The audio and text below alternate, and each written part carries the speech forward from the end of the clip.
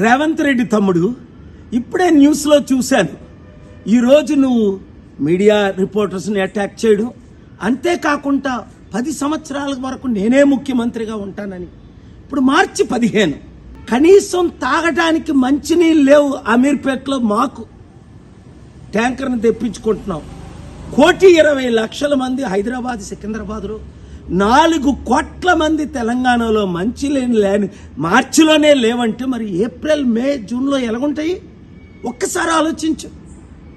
ముఖ్యమంత్రి అవడం అంటే సమిట్ పెడతాను, ఇన్వెస్ట్మెంట్స్ తెస్తానన్న ధ్యానం లేదే. మరి ఇప్పుడు నువ్వేదో భారత్ సమిట్ నువ్వు పెడితే ఎవరు వస్తారు? ఒకసారి అర్థం చేసుకో, దేవుడు మనల్ని ఎందుకు కలిపాడు. నేను పోటీ చేయకుండా వరంగల్లో నీకు ఎందుకు మద్దతు ఇచ్చాను? రాష్ట్రాన్ని బాగు చేయడానికి, అప్పులు తీర్చడానికి, అభివృద్ధి చేయడానికి, మంచి చేయడానికి. మరి నువ్వేం చేస్తున్నావు? బీజేపీ వాళ్ళని గెలిపిస్తున్నావు. అలాగే రాహుల్ గాంధీకి కాంగ్రెస్కి మూటలు మోస్తున్నావు అని అందరూ చెప్తున్నారు.